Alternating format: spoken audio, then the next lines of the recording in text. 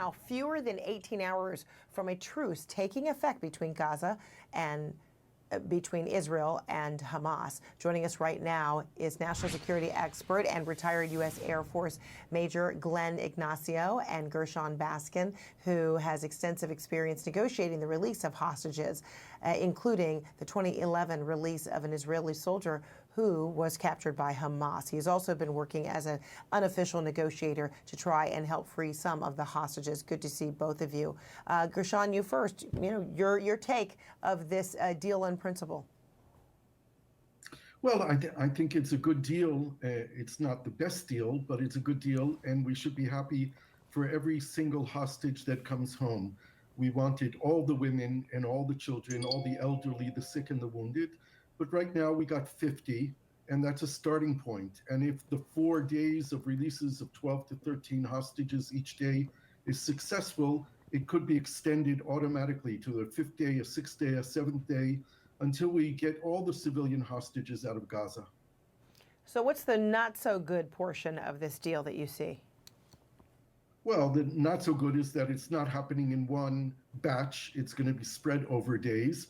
There's no guarantee that the ceasefire won't be broken. There are lots of scenarios where it could be broken, either by snipers on the Palestinian side or Israelis who decide to take out combatants that they see on the Palestinian side, or even a wild scenario that, let's say tomorrow morning, the Israeli intelligence discovers the location of Yahya Sinwar, the leader of Hamas in Gaza.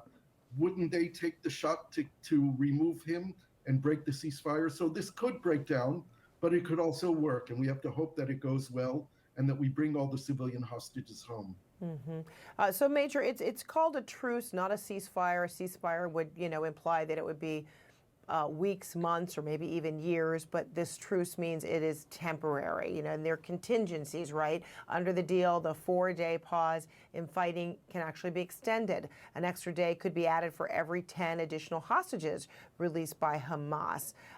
What are the upsides that you see with this deal, or do you see that there are real fragilities here as well? Yeah, as mentioned, any hostage we get out is fantastic, and I completely support that entire activity. I think the positive side is also that there's an increase of 300, I believe, support trucks are going to be able to come through the gates and provide humanitarian aid to those that need it.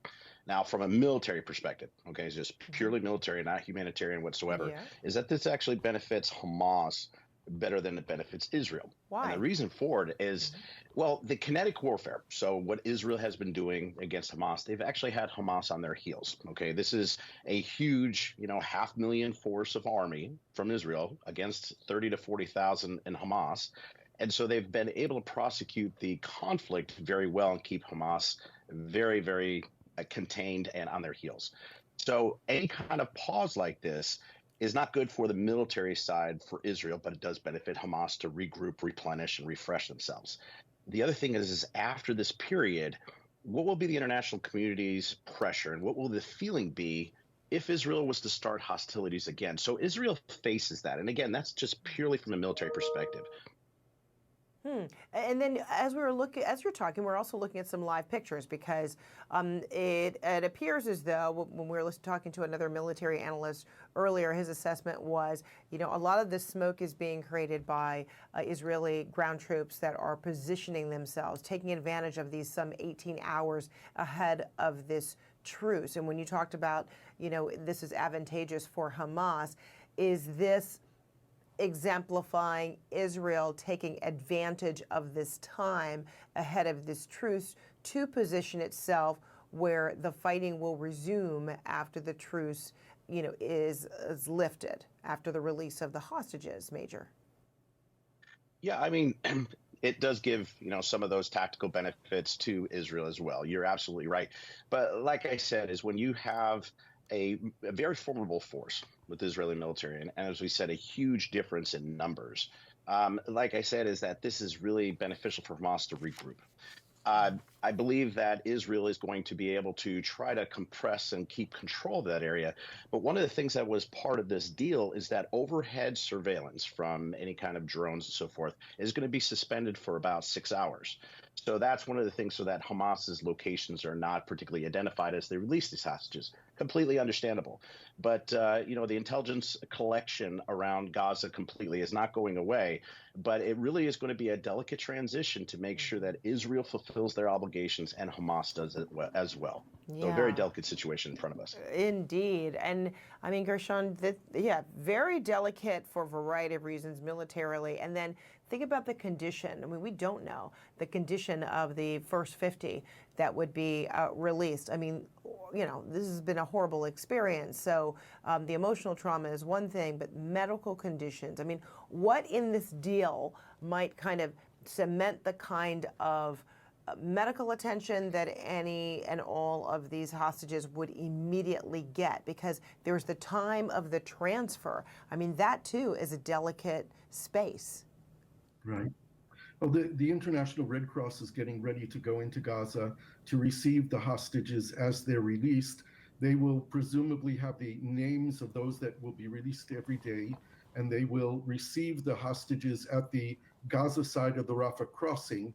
Hamas will presumably, during the 6 hours when the sky is not covered with drones, send various convoys of identical vehicles from different locations in order to suppress the Israelis being able to identify in which cars the hostages are being carried. But they'll arrive at the border. The International Red Cross people will check them first and verify their identity. They are supposed to be transferred to the Egyptian side, where the Red Cross will escort them across the border to the Israeli side. On the Israeli side, there will be doctors and medical personnel waiting with ambulances and helicopters. Hospitals have already been set up where each hostage will be in a private room, and they'll go through very deep medical checks to see what they need and what they require, their physical health and their mental health as well.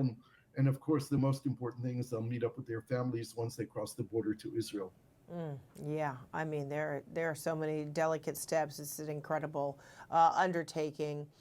And of course, we'll all be closely watching. Major Glenn Ignacio Gershon Baskin, thank you so much.